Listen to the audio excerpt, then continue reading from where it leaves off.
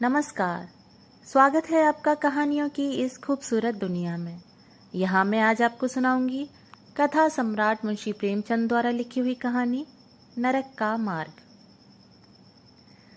भक्तमाल पढ़ते हुए न जाने कब नींद आ गई, पता ही न चला। भागवत प्रेम में ही कई महात्मा हर दम मग्न रहते थे। इस तरह की लग्न और भक्ति बड़े ही तप से प्राप्त होती है। क्या मुझसे वैसा तप नहीं हो पाएगा? जीवन में भक्ति से बड़ा क्या कोई सुख है? आभूषणों और धन दौलत से जो प्रेम हो वो क्या प्रेम। इनका तो नाम सुनते ही मुझे बुखार सा हो जाता है। सुशीला ने इन आभूषणों और फूलों से मुझे कितना सजाया था। उससे मैंने मना भी किया था ये सब करने से, लेकिन वो मानी ही नहीं। इस श्रृंगार के दौरान हम जितना हंसे थे, बाद में मुझे उतना ही रोना पड़ा। आखिर किसी का पति ऐसा होता है जो अपनी पत्नी को सजा हुआ देखकर नाराज हो जाए। मेरे पति ने तो मुझे सजा धजा देखकर गुस्सा किया और कहा कि तुम मेरा परलोक बिगाड़ दोगी। क्या किसी के पति ऐसे होते हैं जो अपनी पत्नी की खूबसूरती और श्रृंगार देखकर गुस्सा करने लगे? उनकी बातें सुनकर मेरे मन में होता है कि मैं जहर खा लूं, लेकिन फिर मैंने नीचे जाकर भक्तमाल पढ़ना शुरू कर दिया। फिर मन ही मन ठान लिया कि अपने इस श्रृंगार को सिर्फ बांके बिहारी को ही दिखाऊंगी और उनकी ही दिन रात सेवा करूंगी। मन से कम वो तो मेरे श्रृंगार से पति की तरह नहीं जलेंगे। भगवान, मैंने हमेशा से ही अपने पति को अपना इष्ट मानना चाहा। सोचा कि उन्हें किसी तरह का दुख न दूं और हरदम उनकी ही सेवा करूं। अब क्या करूं, सारा दोष मेरे नसीब का ही है। वो तो निर्दोष हैं। मेरे भाग्य में जैसा लिखा है मैं वो सब भोग रही हूं। इतना सब पता होने के बाद भी जब भी उन्हें देखती हूं तो मन में दुख होता है।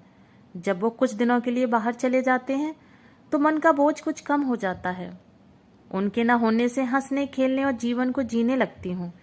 फिर जब कुछ दिनों बाद वो लौट आते हैं तो उसी तरह का सन्नाटा और दुख छा जाता है।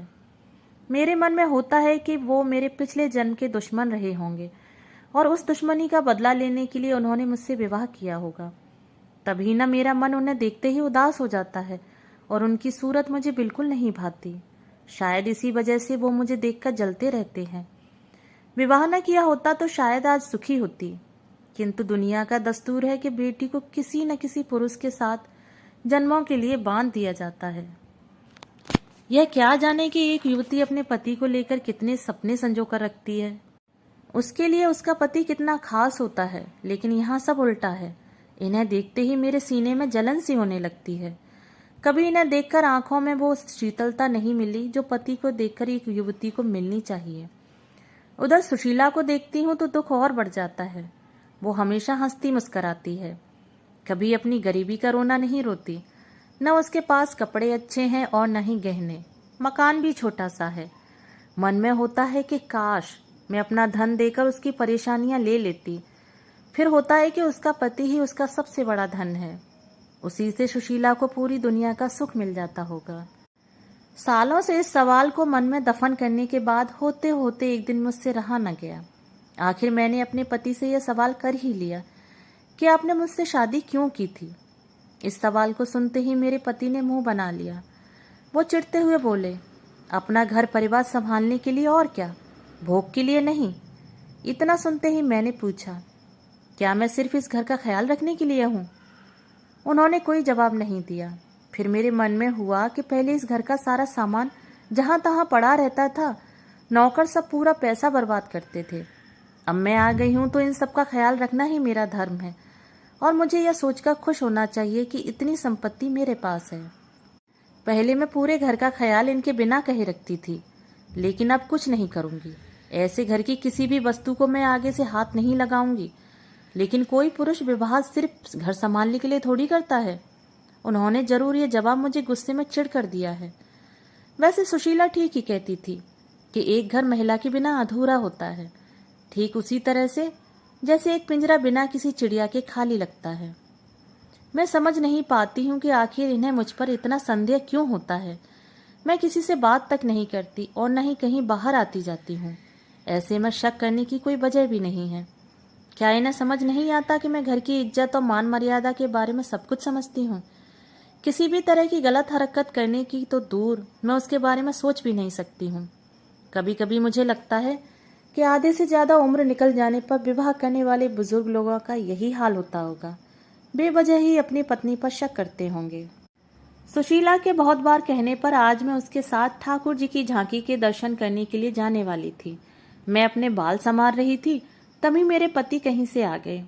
उन्होंने मुझे देखते ही पूछा, किधर जाने की तैयारी हो रही है? मैंने जवाब में कहा कि ठाकुर जी की झांकी आज निकल रही है, उसी को देखने के लिए सुशीला के साथ जाना है। इतना सुनते ही वो गुस्से में बोले कि तुम्हें कहीं जाने की जरूरत नहीं है। अपने पति की जिससे सेवा नहीं हो सकती है, उसे भगवान के दर्शन से कोई भी लाभ नहीं मिलता है। उन्होंने कहा कि मैं जानता हूँ महिलाओं को अच्छे से। उनकी यह बात सुनते ही मुझे बहुत बुरा लगा। गुस्से में मैंने कपड़े बदल लिए और चुपचाप बैठ गई। मन में हुआ कि उसी वक्त घर छोड़कर चली जाऊं, फिर देखती हूँ कि कैसे रोकते हैं। लेकिन पता नहीं क्या हुआ कि जा नहीं पाई। इनके मन में हमेशा ये होता है कि मुझे हरदम खुश रहना चाहिए, क्योंकि मैं इतने बड़े घर और दौलत की मालकिन हूँ। मुझे हरदम इनका गुणगान करना चाहिए, लेकिन यह समझते नहीं है कि धन दौलत ही सब कुछ नहीं होता है।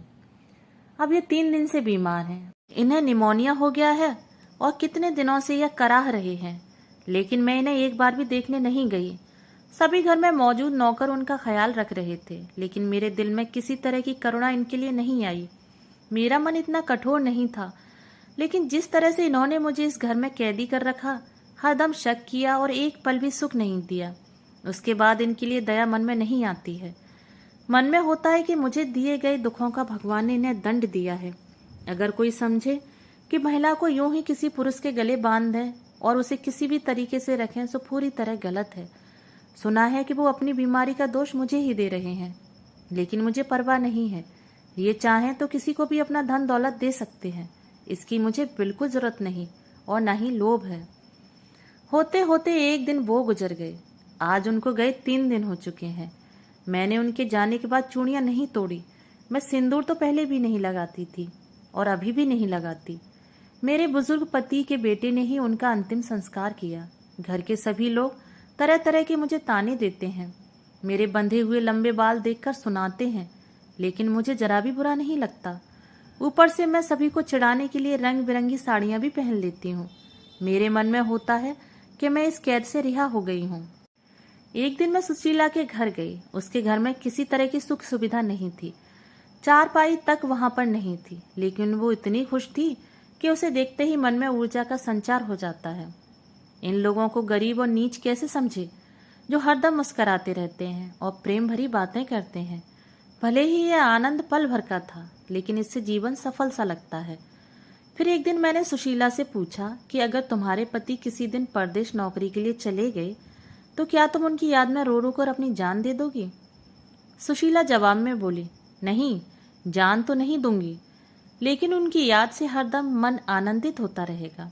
भले ही वो सालों परदेश में रह लें, लेकिन उनकी याद हमेशा ही मुझे खुशी देती रहेगी। मैंने भी कहा, सुशीला, मुझे भी ऐसी ही खुशी चाहिए, जिसके आनंद में हमेशा मैं झूमती और गाती रहूं। ऐसा आनंद जो कभी कम ही ना हो। मन आजकल काफी परेशान और चंचल था। होता था कि कहीं एकदम उड़ जाऊं। भक्ति के ग्रंथों को पढ़ने का भी मन न था और न ही बाहर कहीं सैर करने का।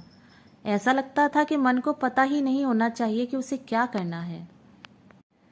लेकिन मेरे दिल में अपने पुराने दुख ही चल रहे थे। अब मुझे किसी की भी निंदा से फर्क नहीं पड़ता था।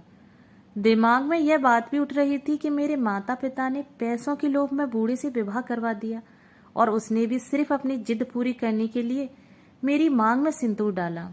लेकिन जिंदगी भर शक ही करता रहा। एक दिन घर के सभी लोग सो रहे थे। कमरे में मेरा दम घुट रहा था, इसलिए मैं दौड़कर उस घर से बाहर की ओर भाग गई। तभी मुझे एक बुढ़िया दिखी। मेरे मन में हुआ कि कहीं वो चुड़ैल तो नहीं है। तभी बुढ़िया ने कहा कि किसका रास्ता देख रही हो? मैंने जवाब में कहा, मरने की राह देख रही हूँ। बुढ़िया बोली, अभी तुम्हारे नसीब में मौत नहीं है, तुम्हें तो कई सारे सुख भोगने हैं। मैंने भी चिढ़ते हुए उस बुढ़िया से पूछा, इतनी रात में तुम किस्मत की लकीरें पढ़ लेती हो?